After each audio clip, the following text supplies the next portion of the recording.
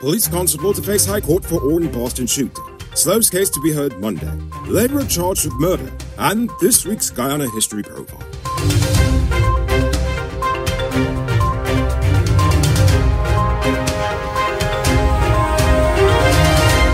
I am Enrico Bulford, and this is Uncut News. Do you see news happening? Send us a tip on WhatsApp at 592-659-6151. Police Constable Sherwin Peters has been committed to stand a high court trial for fatally shooting Orrin Boston last year. The preliminary inquiry into the matter has been completed, and the magistrate found that there is enough evidence to warrant a trial before judge and jury. Peters was first charged in January with manslaughter, 4 months after he shot the businessman while he was asleep in bed. Yesterday, 26-year-old labourer Niman Passard was charged for the murder of 86-year-old pensioner Agnes Dillon. He is accused of breaking into the home of the elderly woman last Thursday and chopping and stabbing her to death.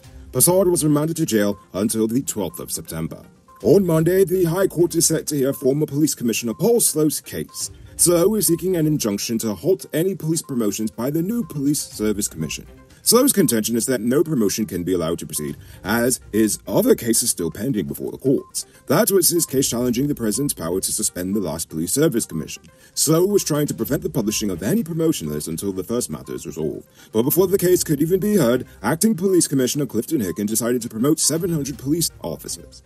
Hicken's appointment as acting top cop is being challenged as well. Now it's time to tell you about Best Buy's Car of the Week.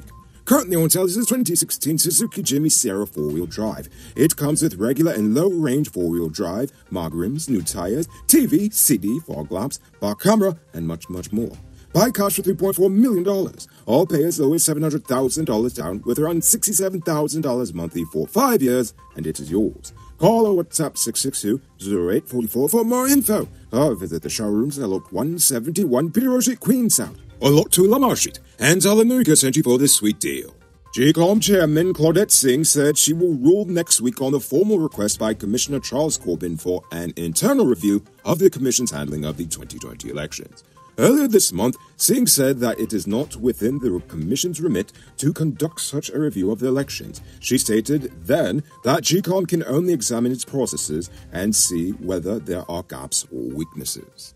37-year-old gold miner Robert Feises has just been charged with trafficking over 402 grams of marijuana when he was caught by police in Marlborough Hill on July 3rd. Feises pleaded guilty to the charge. He was jailed for 1 year and fined $603,600.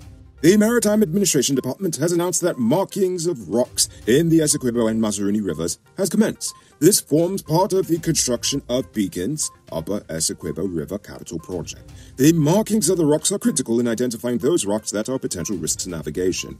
Contracts for this project were awarded to K&K Construction and Hardware Supplies and GemCorp Engineering and Imports. Guyanese are known for many things, and cheapness is one of them. Thankfully, you could be cheap and still get high-quality DAF, International, Freightliner, Bedford TM, or Scammell truck parts for low prices at Powered Automotive. Visit them at Lot 1161 EE Eccles, or call them on telephone number 6970171. Save big on truck parts at Powered Automotive, the #1 heavy-duty truck parts store in Guyana.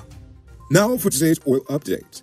The University of British Columbia Professor Dr. Janet Balkin has complained that the area cleared for the dredging that will be done at Plantation Best, West Bank Demerara for the new Freedom Hoop shore-based facility crosses traditional fishing grounds. As such, the professor has asked the EPA to explain why there is no environmental impact assessment for the dredging that will be done. The U.S. $300 million facility will provide shore-based services for Exxon's ongoing operations. While dredging hasn't begun yet, several vessels are already in Guyana's waters to commence the first phase of the project with a December 2023 deadline. This week's Guyana History Profile is on Balram Singh Rai. Balram Singh Rai was born on the 8th of February 1921 in Bedford village on the East Coast. As a devout Hindu, his spirituality often guided his sense of justice for the poor. In 1952, Rai was called to the bar at Middle Temple in London. Rai rose to political prominence in British Guyana in 1957 after winning a seat to the colonial legislature as a PPP candidate by defeating UC Guyana in a close election for the Central Demerara constituency. Later, Prime Minister Chedi Jagan appointed Rai as Minister of Community Development and Education from 1959 to 61. then the First Minister of Home Affairs from 1961 to 62. And during the 1962 Black Friday riots, Rai oversaw the crisis while every other PPP minister, including the Jagins, went into hiding. Jagin would repay him by expelling him from the party the same year. However, he wasn't expelled for embarrassing Chetty Jagin or anything, but actually, it would seem that after all that he saw during the protests and everything beforehand, Balram came to the understanding that Jagin's race-blind Marxism will not solve all of Guyana's problems. Rai then advocated for anti-communism, calling for a government to work together with the private industry to grow the nation. He then contested the 1964 election under his own party, the Justice Party. They won a little over 1,200 votes, not enough to win a seat. Completely gutted and thoroughly disgusted by the escalating race politics and tensions in the nation, Rai decided to go into voluntary exile in November 1970, living in London until his passing in January last at the age of 100. To quote Starbrick News, Rai's legacy may be framed thus: "No ideological purity, however zealously pursued, will erase racial insecurity with its potential for instability and violence. Only the studied cultivation of existing cultural diversity, along with constitutional guarantees of inclusiveness, could engender long-term prosperity and a sense of nationhood." Wise words indeed, and a lesson that our government would be remiss to ignore. So that was the story of Balram Singh Rai, an unsung Guyanese hero. It might not be robbery season, but the streets are still mean. That's why you need to get security for your home and business through Sheriff Security Service. Sheriff Security offers well-trained guards, armed and unarmed patrol, marine patrol, canine services. These people even got drones. Why? Because your security is their highest priority. You've seen the rest, now hire the best. Hire Sheriff Security Service today. Now for our Uncut News Views Poll question of the day. Every day we pose a question about current events in Ghana, the region, the diaspora, and how you feel it is to us. Yesterday, I asked how you feel about my ideas to fight inflation and if you had any of your own.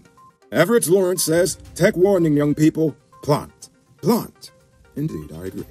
RC View Farm says, "It's easy to say just give people land to work, but the people don't want to work in the hot sun and the land just doesn't work itself. Some people have to take the cash because they have no skills, no money, and no ambition.